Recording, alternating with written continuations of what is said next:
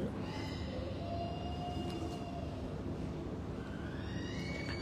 Komunitas.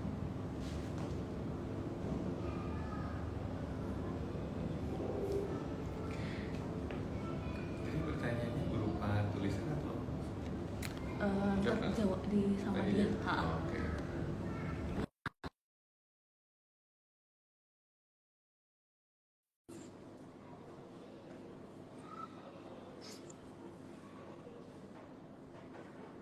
Pagi dok tuh ada yang pagi dok. Kenapa? Ada yang nyapa pagi dok. Pagi, selamat pagi.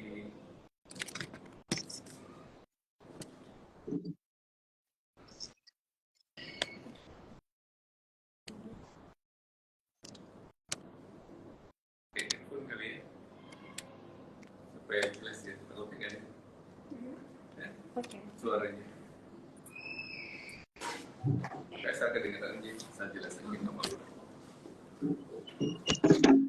Nah itu Oke jelas, deh, udah. benar-benar kedengaran.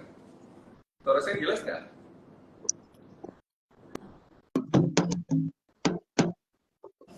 Assalamualaikum. Waalaikumsalam warahmatullahi wabarakatuh. Suara saya jelas nggak? Jelas, Dok? Alhamdulillah. Ya. Assalamualaikum, sahabat sehati, sahabat sehat semuanya. Semoga dalam keadaan sehat walafiat. Assalamualaikum, Dokter Ari Waluyo. Salam kenal. Salam kenal juga. Ya, udah banyak yang gabung ya, alhamdulillah. Kita baca basmalah terlebih dahulu ya, sahabat sehat semuanya. Bismillahirrahmanirrahim. Segala puji bagi Allah Subhanahu wa Ta'ala yang telah memberikan rahmat dan karunia-Nya kepada kita.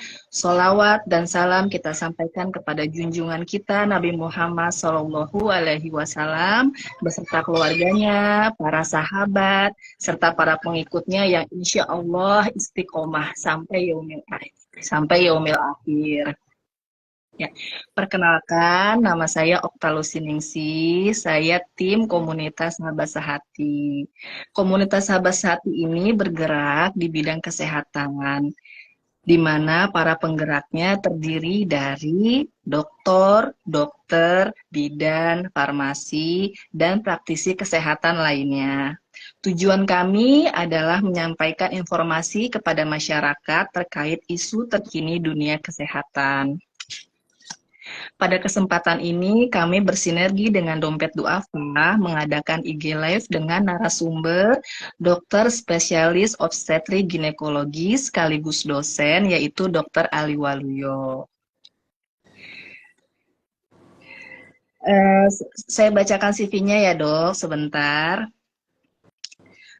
Dr. Ari Waluyo ini lulusan spesialis obstetrik ginekologi Fakultas Kedokteran Universitas Indonesia tahun 2004. Beliau juga konsultan Obgynsos Fakultas Kedokteran Universitas Pajajaran tahun 2020. Saat ini beliau bekerja di Rumah Sakit Mayapada dan menjadi dosen tetap di Urindo ya dok ya? Ya, di Universitas Ya, Mati Indonesia. oh iya, Masya Allah. Ya, beliau juga merupakan founder Indonesia Medical Technology Association. Ya, pada kesempatan ini kita akan menyampaikan topik yaitu tentang persiapkan kehamilan yang sehat untuk generasi hebat. Begitu ya dok ya? Ya, betul, betul. Iya, baik dok.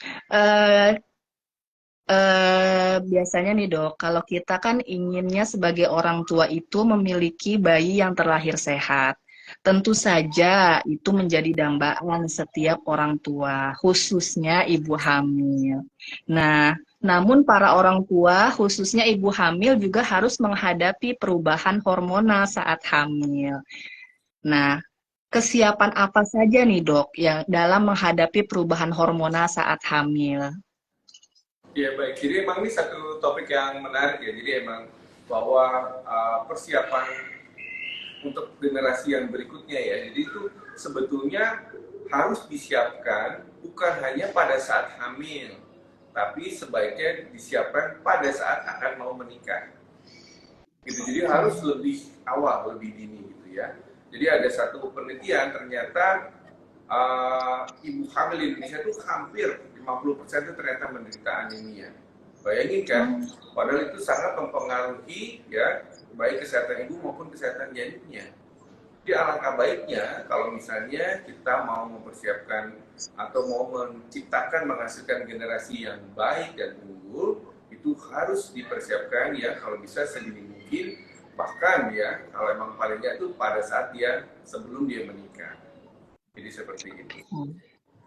Oh gitu, baik dok. Berarti memang bukan hanya saat hamil, tapi dari sebelum nikah sudah disiapkan ya dok ya, untuk menghadapi perubahan yang terjadi. Oke, Iya. baik. Betul, jadi karena memang penelitiannya itu ternyata, sebagai contoh ya, tentang anemia aja ya kalau kita ngomongnya. Itu ternyata anak-anak sekolah perempuan itu cukup besar angka anemianya. Gitu ya, bayangkan, jadi apalagi kalau pas saat dia nikah, apalagi saat dia hamil. Dan padahal kalau dia hamil itu terjadi satu proses di mana terjadi hemodilusi, jadi darahnya itu makin encer karena penambahan daripada plasma darah. Nah itu HB-nya akan makin turun. Oh gitu. Jadi emang persiapan sebelum dia hamil itu menjadi sangat penting, dan itu kalau bisa sedini mungkin. Jadi seperti itu. Oke. Baik. Dan untuk mendapatkan bayi yang sehat, tentu kan seorang ibu hamil harus menjaga kesehatan kandungannya ya dok. Nah, salah satunya itu kan pengetahuan ibu hamil itu dalam mengatur pola makan dan kandungan gizinya tentu harus ada ilmunya. Nah, menurut dokter atau dari ilmu kedokteran sendiri, cara mengatur pola makan dan kandungan gizinya itu seperti apa ya dok? Iya, jadi sebenarnya gini, yang nomor satu paling mesti kita ketahui adalah kita mesti tahu dulu kondisi badan kita sendiri. Apakah misalnya badan kita itu mengalami defisiensi atau enggak? Karena setiap orang itu beda-beda ya. Misalnya ada orang yang dia mengalami defisiensi zat besi, ada orang yang mengalami defisiensi vitamin D3. Nah, jadi kondisi seperti itu harus kita tahu. Sehingga diet atau makanan yang kita ambil, nutrisi yang kita masukkan ke dalam badan kita itu sesuai dengan kondisi dan kebutuhan dari badan kita. Nah, begitu juga dengan orang yang misalnya lagi hamil. Ya, misalnya saya menemukan banyak misalnya pasien saya ternyata mengalami defisiensi vitamin D3. Misalnya begitu. Jadi otomatis dia harus mendapatkan misalnya makanan yang lebih banyak mengandung vitamin D3. Selain misalnya makanan-makanan yang emang dibutuhkan pada saat orang itu hamil, karena kebutuhan orang hamil itu juga berbeda ya dengan kebutuhan perempuan yang tidak hamil. Ya, jadi kebutuhan karbohidratnya dia bertambah, kebutuhan proteinnya dia bertambah, gitu ya. Makanya banyak ya teman-teman saya, baik dokter maupun bidan itu misalnya dia memberikan suplemen, gitu. Karena emang biasanya kita mesti mengejar kondisi ketertinggalan dari si ibu tadi, defisiensi yang ada. Gitu. Jadi emang harusnya kita mulai berpikirnya seperti itu. Kita tahu dulu kondisi badan kita seperti apa, kita kurangnya seperti apa gitu. Nah, sedangkan diet ya, kita kalau misalnya kita ngomongin untuk yang orang yang sehat gitu ya. Nah, kita mesti ngerubah juga gitu, karena kita banyak kan piring kita. Jadi bukan apa ya? Jadi untuk diet itu bukan jumlah, tapi isi piringnya yang benar harus. Gitu. Kita selalu beranggapan nasi harus banyak gitu, enggak. Jadi kalau kita lihat dalam satu kebutuhan orang hamil itu dalam satu piring, dia seperempat piringnya, bahkan seperempat lebih sedikit itu karbohidrat. Seperempatnya lagi dia harus mengandung sayuran hijau. Seperempatnya lagi mengandung lauk pauk atau protein. Nah, jadi harus seperti itu. Jadi dari satu piring itu kita bagi 4 gitu ya. Seperempat itu adalah isinya sayuran hijau, seperempat itu isinya lauk pauk, seperempat lebih sedikit itu isinya karbohidrat, sisanya lebih kurang 1/8 lebih sedikit, 2/8, lebih sedikit lah. Lebih dari sedikit dari seperempat itu isinya adalah buah. Jadi karbohidrat itu tidak lebih dari setengah. Gitu. Nah, masalahnya adalah banyak kita masih berpikiran nasinya yang banyak, nasinya yang dibanyakin. Gitu Iya kan, padahal misalnya orang hamil kan butuhnya kan protein ya, gitu kan, karena untuk pertumbuhan bayi misalnya pembentukan sel itu dibutuhkan protein, ya, dan juga dibutuhkan mineral, gitu, karena mineral itu sebetulnya juga penting untuk pembentukan untuk metabolisme segala macam dibutuhkan. Nah, mineral itu selain ada di dalam daging, ya di dalam lauk pauk, itu juga ada di sayuran hijau.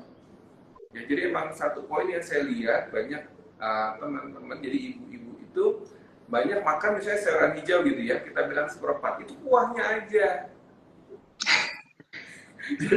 jadi seperempat piring itu isinya kuah gitu. Jangan, seperempat itu adalah sayuran yang isinya full, isinya setengah gitu sayuran hijau itu. Jadi kita harus coba begitu. Jadi isi piring itu kita harus perhatikan gitu. Jadi kalau saya sama pasien-pasien saya bilang bapaknya, Pak, awasin ya makan ibunya, pastikan isi piringnya benar. Seperempat dari piring itu mengandung lauk pauk, apakah itu ikan, daging, telur, tahu, tempe. Seperempat lagi adalah sayuran hijau. Gitu. Jangan 3/4-nya isinya karbohidrat, nasi, 1/8-nya isinya campuran tuh sayuran hijau, daging, dan kawan-kawan. Wah, itu otomatis bisa sangat besar kemungkinan si ibu itu akan mengalami defisiensi. Jadi seperti itu. Ya, baik dok. Kalau dulu kan kita kenalnya dengan 4 sehat 5 sempurna. Kalau sekarang kita kenalnya dengan menu gizi seimbang. Nah, jika seorang ibu hamil sudah mengikuti menu gizi seimbang, apakah masih diperlukan suplemen tambahan dok untuk Iya, saat kehamilan? ya betul. Jadi emang tadi saya bilang di depan ya. Jadi emang sebetulnya yang paling baik adalah kita bisa memetakan dulu kondisi si ibu. Kalau memang misalnya si ibu itu sebetulnya dia sudah tidak ada defisiensi, suplemen itu bahkan kadang tidak kita perlukan. Sepanjang misalnya dalam pemantauan itu dengan diet yang baik itu sudah bisa tercover. Itu yang paling bagus. Beberapa pasien saya juga gitu. Kalau saya lihat semuanya udah kondisinya bagus, saya kurangin itu suplemennya.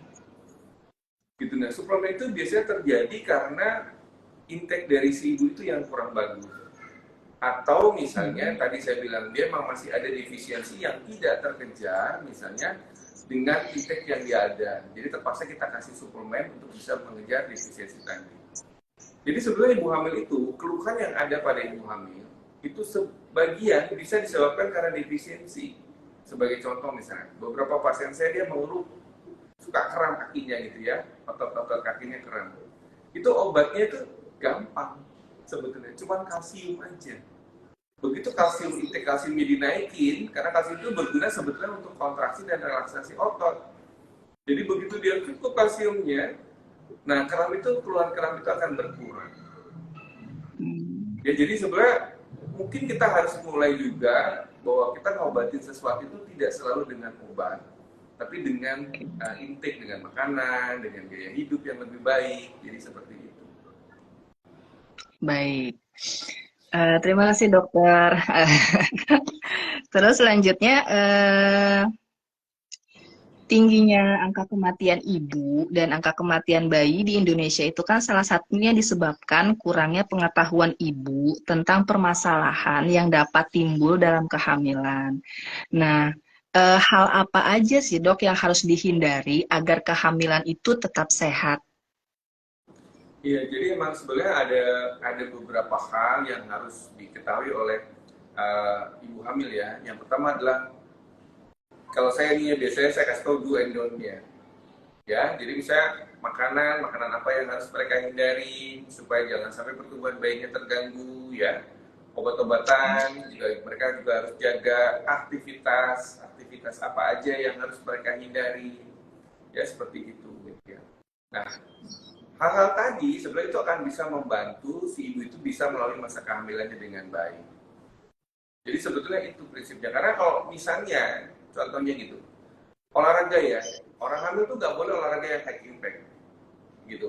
Aerobik gitu, aerobik tuh high impact, nggak boleh gitu. Dia bolehnya olahraganya yang low impact. Tapi olahraga itu satu hal yang baik misalnya buat orang hamil. Karena penelitiannya orang hamil yang trimester 1 dia olahraga, badannya akan merasa lebih enak pada trimester 2. Gitu. Cuman emang yang tadi Mbak bilang bahwa sebetulnya harus ada informasi yang baik, yang benar, ya sehingga si ibu itu bisa melalui setiap masa kehamilannya dengan menyenangkan. Jadi kita emang harus buat bahwa semua ibu hamil harus merasakan experience yang baik gitu ya.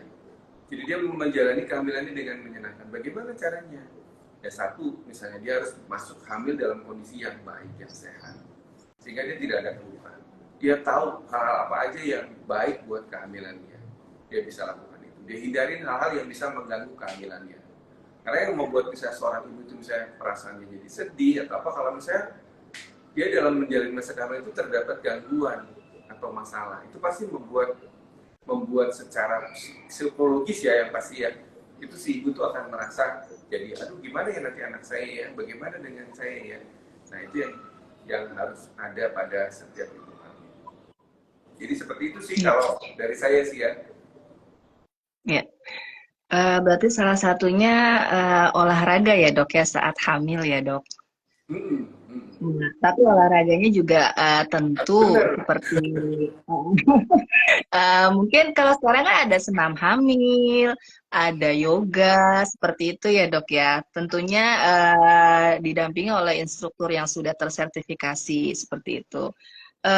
Sebenarnya manfaat olahraga untuk ibu hamil itu lebih ke nanti saat melahirkan biar jadi normal atau lebih ke kebugaran tubuh ibu hamilnya aja dok? Ya sebetulnya manfaat yang tadi saya bilang, yang manfaat itu sebenarnya bisa didapat oleh si ibu di setiap masa kehamilannya dia. Jadi makanya kalau misalnya ada orang yang sudah olahraga, biasa olahraga itu nggak boleh kita stop. Tapi kita sesuaikan dengan kondisi hamilnya sebetulnya. Gitu. Saya misalnya gini, saya punya pasien nanya, dok saya boleh nggak yoga misalnya gitu ya. Saya bilang, kamu udah yoga belum? Saya biasanya yoga dok, oke fine. Kamu boleh yoga, tapi sesuaikan gerakannya dengan gerakan prenatal. Tapi ada juga pasien saya, dok saya baru pingin yoga misalnya gitu, dia hamil. Oke, kalau kamu baru mulai di awal, kamu harus nunda sampai usia di atas 13 minggu. Jadi udah masuk trimester 2 baru dia boleh. Jadi memang ada beberapa hal-hal yang harus dia ketahui. Nah, olahraga itu baik untuk setiap masa kehamilannya, karena olahraga itu sebetulnya membuat aliran darah menjadi lebih lancar, ya.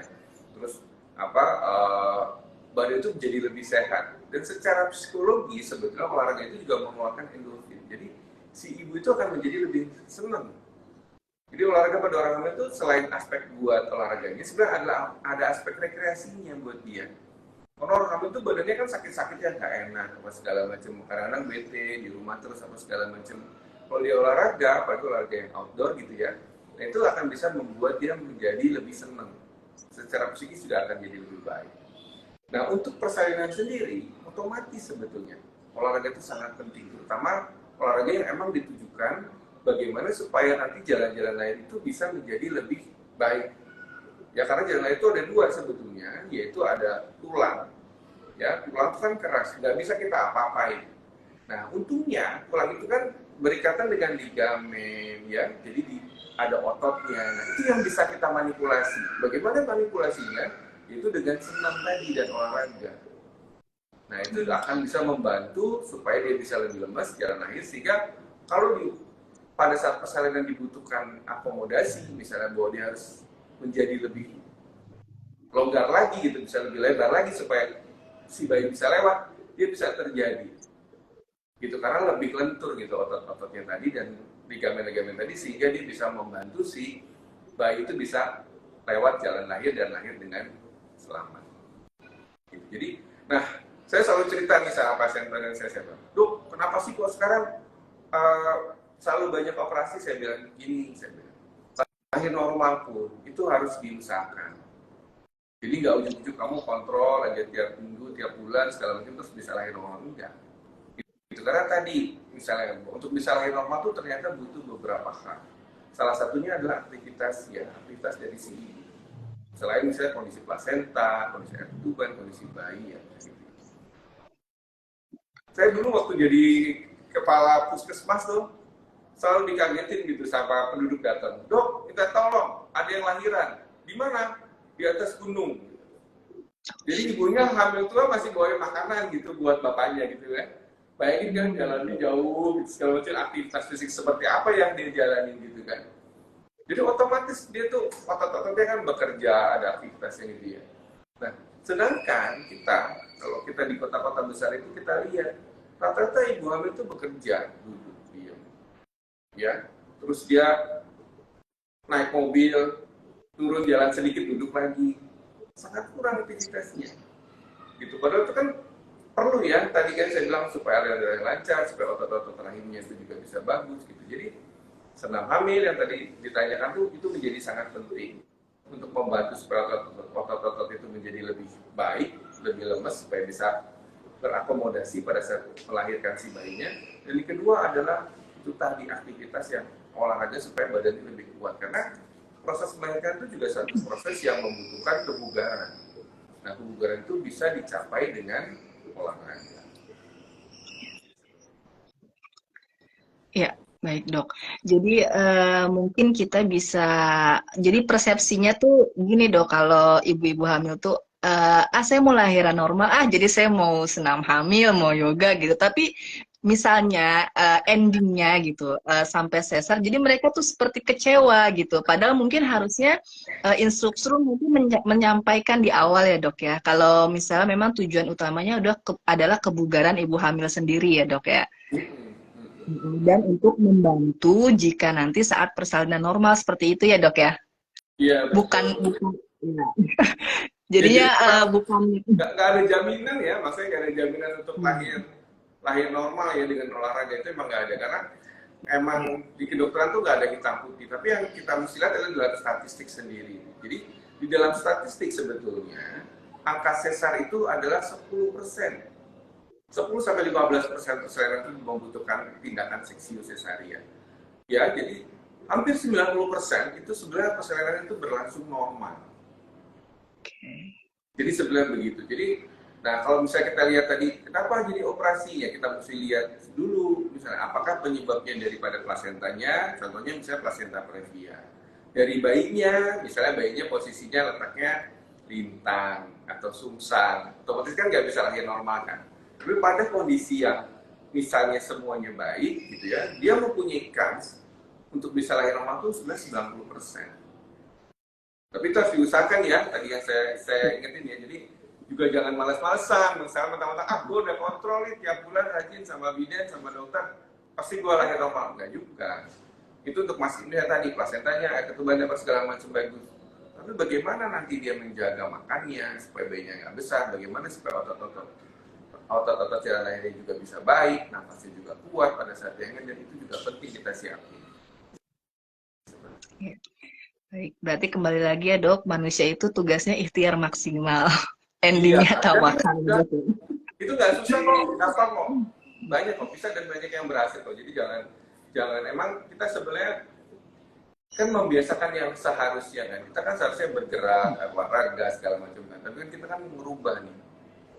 Kayak hidup kita kan jadi yang salah kan, banyak duduk, geraknya kurang gitu. Nah itu yang harus kita perbaiki. Iya. Baik,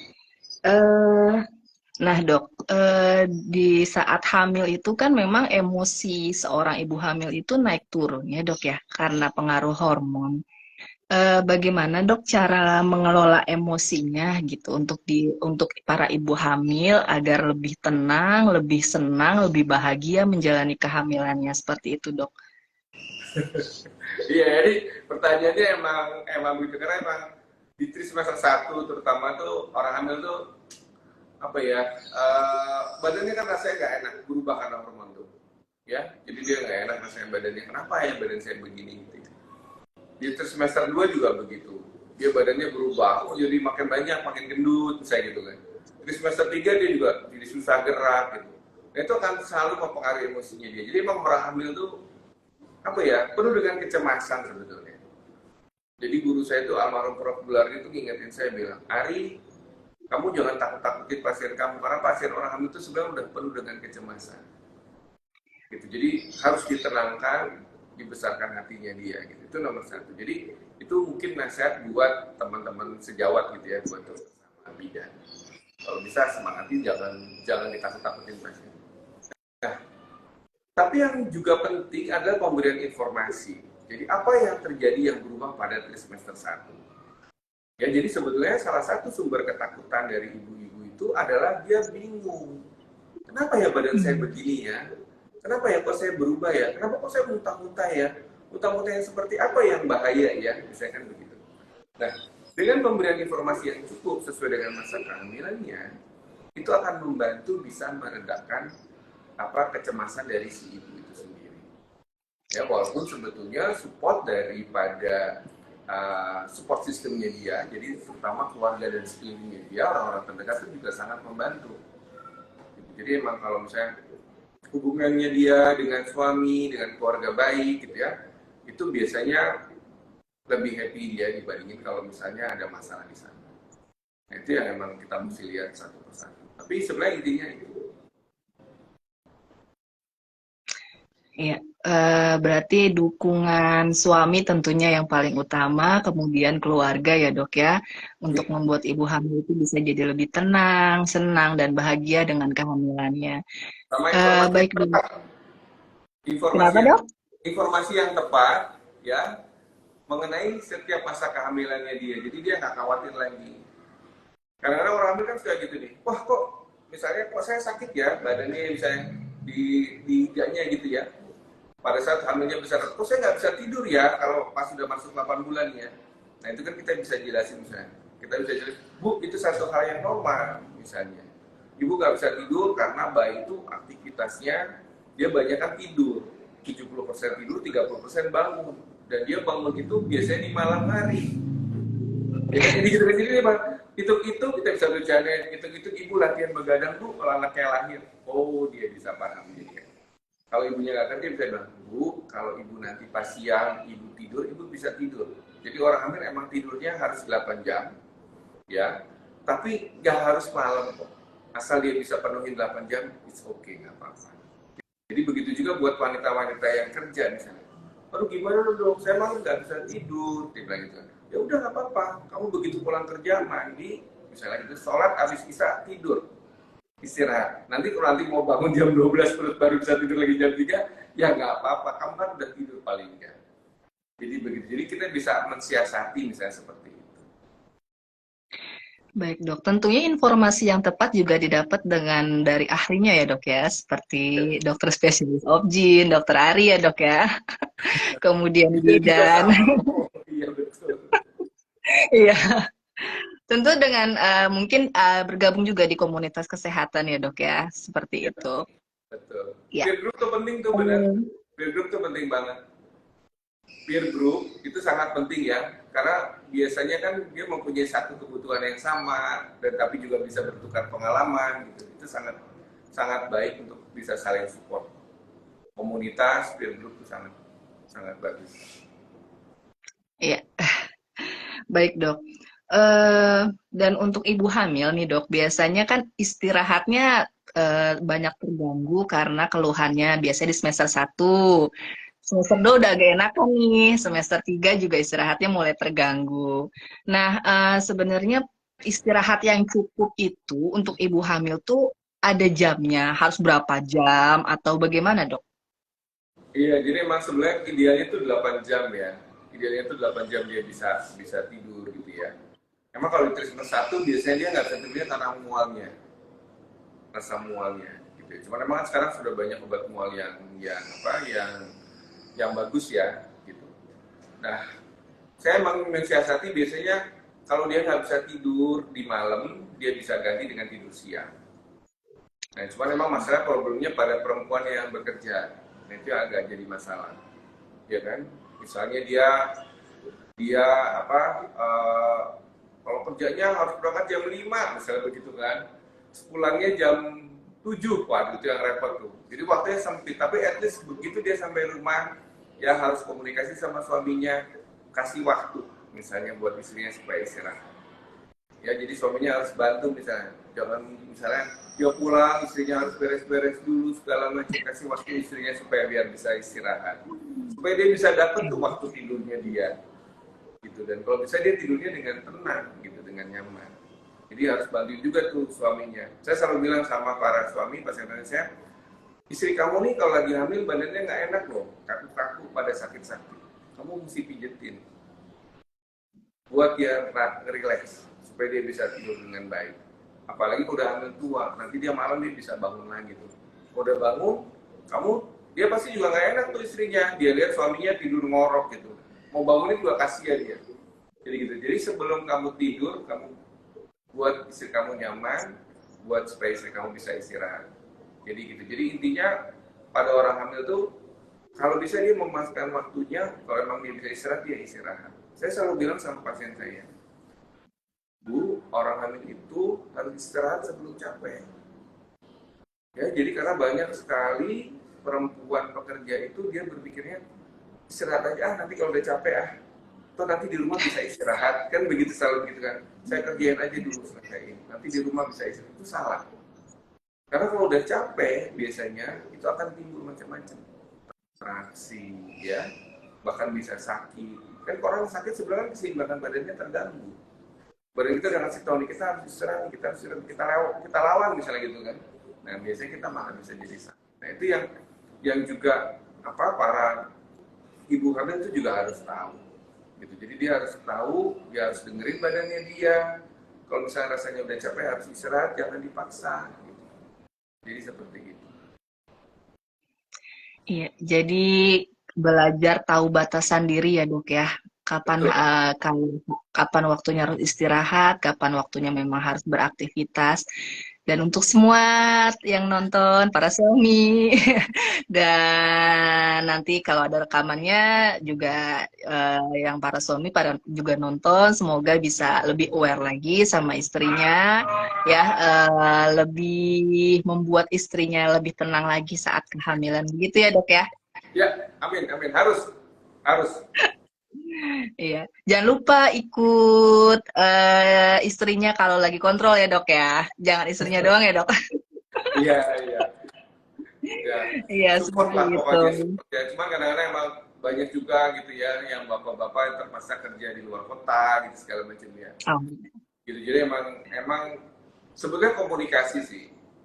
Ya, Ya. gitu. Jadi saya kadang-kadang punya pasien tuh dia lagi periksa dia video call, jadi suaminya juga pengen ngeliat gitu ya. Nah, sebetulnya hal-hal kecil seperti itu juga membantu gitu. Jadi kepedulian dari suami gitu ya tentang kehamilannya itu sendiri itu juga jadi satu penyemangat sebetulnya buat istrinya. Dia nggak ada tapi dia karena dia ingin tahu dia video itu. Jadi si istrinya kan melihat, oh ini suami saya sangat peduli, dia ingin tahu nih kondisi saya dan kondisi bayinya. Nah itu juga satu hal yang penting gitu. Ya jadi bapak-bapak ya harus lebih peduli ya. Kalau emang bisa tadi bisa kantin jauh lebih bagus. Karena sebetulnya saya selalu bilang ya sama ini juga dari profesor saya. Dia bilang sebetulnya kalau orang hamil itu kayak lagi bangun rumah, gitu bangun rumah ya. Jadi dokter kandungannya itu sebetulnya atau bidan itu hanya jadi mandor yang ngecek setiap waktu gitu. Bener gak sih pembangunannya ini gitu kan? Tapi yang bangun itu adalah si ibu dan si bapaknya, gitu. Ya, bagaimana dia mengasih makan, dia miliki materialnya, ya kayak bangun fondasi batu kalinya kualitas apa, pasirnya kualitas apa untuk fondasinya, terus naik ke atas. Gitu. Jadi kuncinya adalah si bapak dan si ibu tadi. Gitu dalam menciptakan kualitas yang baik ya. Nah, itu adalah dari situ. Dokternya hanya mandor, dia lihat, ada yang kurang nih. Dia kasih tahu, nanti nggak boleh gini. Coba cari lagi pasirnya yang bagusan, ditambahin ininya batu kalinya, misalnya begitu. Jadi seperti itu. Ya itu analog gampangnya lah supaya bisa lebih dipahamin gitu prosesnya. Ya, udah canggih ya dok zamannya ya, walaupun LDRan tetap bisa video call ya dok ya. Iya, iya baik dok. Dari pembahasan topik kita tentang persiapan kehamilan yang sehat untuk generasi sehat, dari saya cukup segini dari kami. Mungkin buat teman-teman sahabat sehat semuanya, untuk membentuk generasi yang sehat, pastinya kita perlu ikhtiar maksimal, baik itu ibu hamilnya sendiri, suaminya maupun keluarganya, itu satu sama lain saling berhubungan gitu, seperti itu ya. Semoga apa yang disampaikan sama Dr. Ari Waluyo menjadi amal jariah untuk beliau, sehingga ilmu yang disampaikan bermanfaat buat kita semua. Karena kehamilan yang sehat, membentuk generasi yang sehat, melahirkan generasi yang sehat, nggak hanya dimulai pas nikah, tapi justru dari sebelum nikah, seperti itu. Jadi insya Allah ini merata ilmunya buat semuanya ya, seperti itu. Mungkin dari Dokter Ari ada closing statement. Iya, jadi pertama adalah bahwa kehamilan itu harus menjadi satu pengalaman yang menyenangkan ya. Dan untuk bisa mendapatkan pengalaman menyenangkan itu adalah dibutuhkan persiapan yang baik dan juga informasi yang cukup yang kita harus kumpulkan. Ya, dengan kita bisa mengetahui hal-hal yang baik dan tidak, insya Allah kita bisa menjalani masa kehamilan kita dengan baik.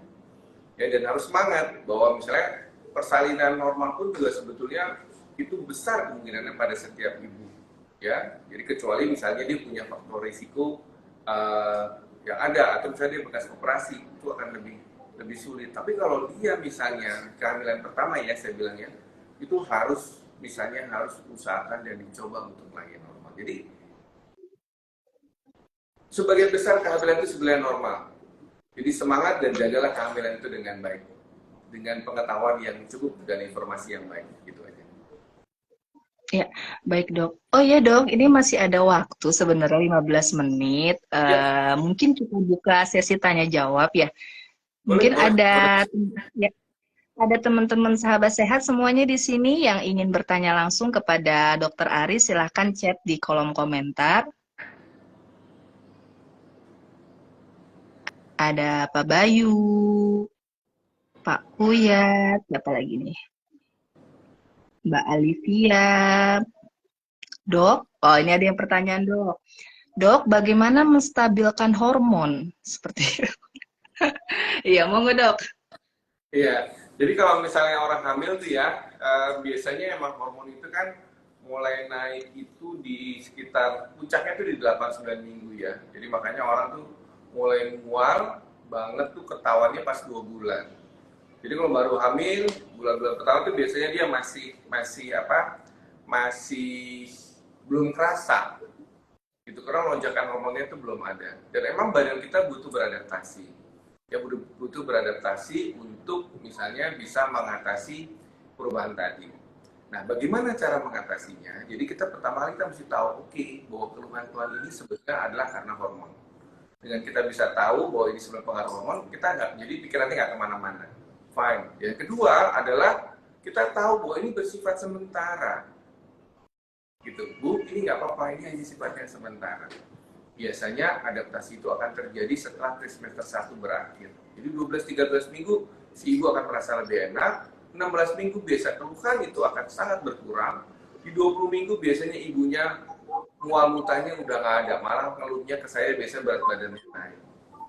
Gitu. Jadi artinya apa? Sebetulnya kita semua bisa ngalamin.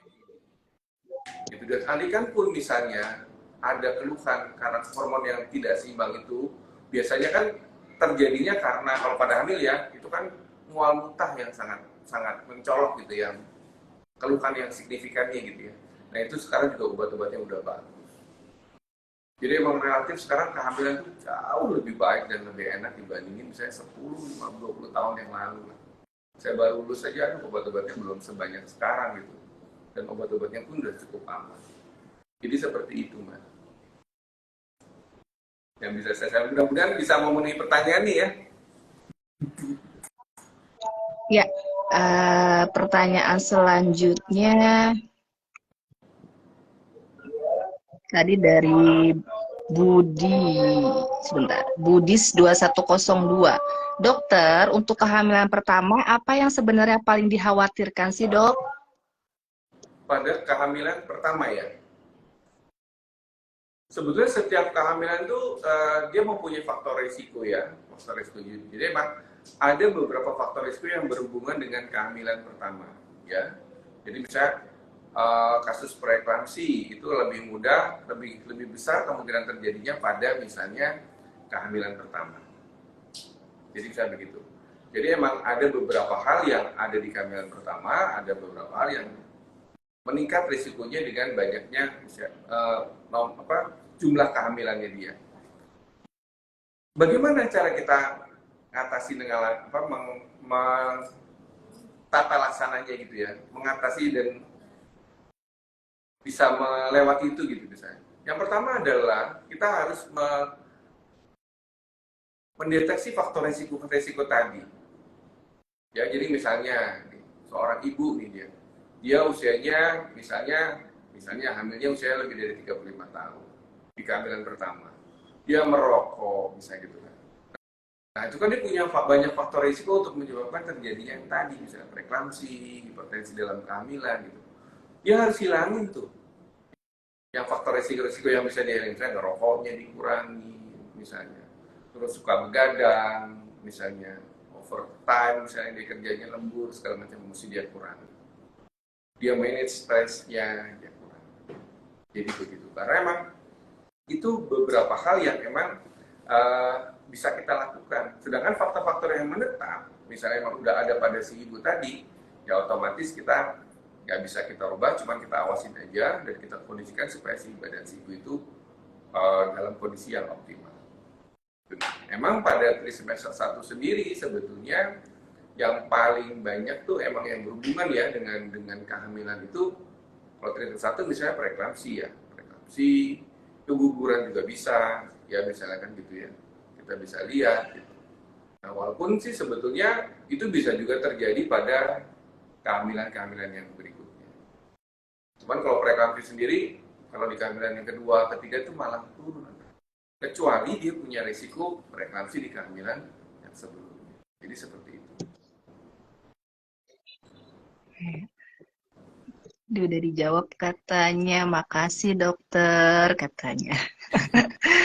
Nah, terus ada lagi, mana tadi ya?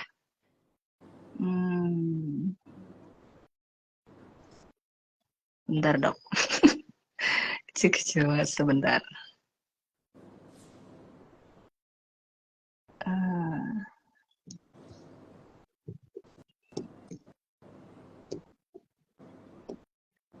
Dari Jerry Mahen, kalau boleh tahu dokter spesialis kandungan. Oh, kalau boleh tahu dokter spesialis kandungan atau dokter spesialis saraf, masya Allah. Berarti dia nggak nyimak dari awal ya. Dokter Ari, dokter spesialis kandungan, Mas.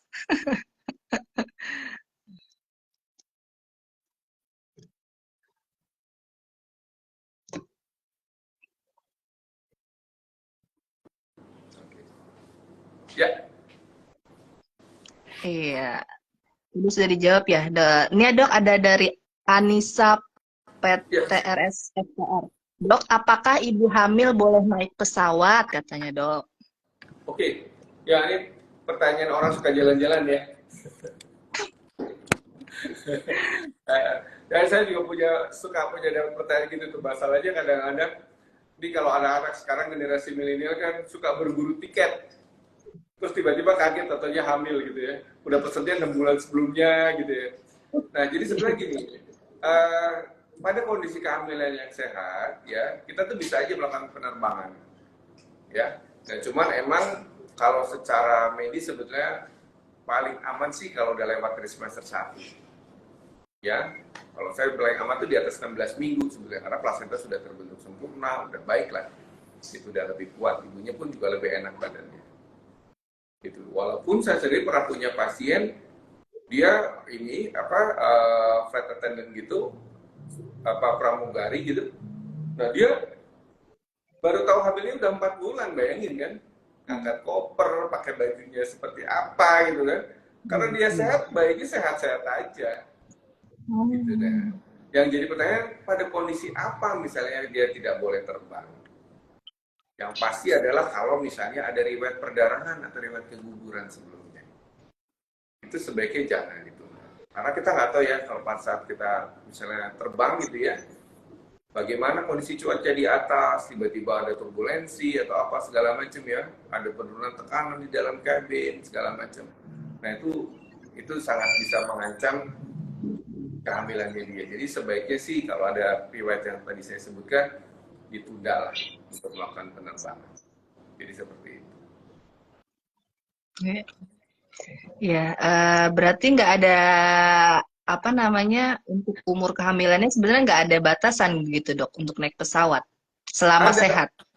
ada. Jadi biasanya bukan nggak ada, tapi ada, tapi jadinya maksudnya gini, di beberapa airlines jadi agak lebih banyak prosedurnya, lebih panjang. Emang paling aman itu adalah di antara 4 sampai 6 bulan. Itu paling aman kalau mau traveling ya. Saya selalu bilang sama pasien saya, oke, kamu udah mau jalan-jalan, boleh deh jalan-jalan. Tapi kalau udah 7 bulan, baiknya jangan. Itu karena kalau 7 bulan kan udah besar ya, kehamilannya ya. Itu biasanya juga beberapa negara juga, waduh nih orang mau lahir di tempat gue nih, di negara gue nih. Dia kan ada yang apa, Yusanwi ya, yang lahir tuh, kalau dia lahir di tempat itu dia bisa dapat warga negara sana tuh. Itu biasanya jadi lebih ribet tuh. Di samping untuk keselamatan sendiri, keselamatan penerbangan itu juga lebih ribet. Apalagi kalau misalnya kemungkinan kontraksi, karena kalau misalnya waktu itu pernah ada kasus kan, penerbangan di atas ketubannya pecah, dia harus cari bandara terdekat tuh, langsung mendarat di bandara terdekat. Wah, itu ngerubah tujuan seluruh penumpang satu pesawat tuh, bayangin kan, kayak apa marahnya yang lain kan. Misalnya, marah sih mungkin enggak ya, tapi waduh itu kan menjadi membiarkan rencana banyak orang jadinya. Jadi sebaiknya sih dihindarin kalau udah lebih dari 28 minggu. Kalau saya pribadi ya, saya bilang pasien saya jangan, kecuali emang dia pingin mau melahirkan di tempat tujuannya dia gitu. Kan banyak ya pasien-pasien tuh, dok saya mau lahir sama ada ibu saya, jadi dia pulang kampung gitu. Nah itu apa-apa. Jadi seperti itu. Berarti amannya 4 sampai 6 bulan ya, Dok ya? Iya, 4 sampai 6 bulan. Ya, alhamdulillah udah 4 menit lagi, kita closing aja ya, kita tutup ya, Dok. Karena dokter tadi udah closing statement, saya mau bacakan sedikit doa ya, Dok, buat kita semua. Ya. Bismillahirrahmanirrahim. Allahumma afini fi badani, Allahumma afini fi sam'i, Allahumma afini fi basari, la ilaha illa anta. Ya, alhamdulillahirabbil alamin. Kita sudahi live IG hari ini. Terima kasih banyak Dokter Uri Waluyo. Semoga sehat selalu, ilmunya bermanfaat selalu, makin banyak pasiennya. Amin. Terus kita bisa sinergi atau kolaborasi lagi di lain waktu, insya Allah.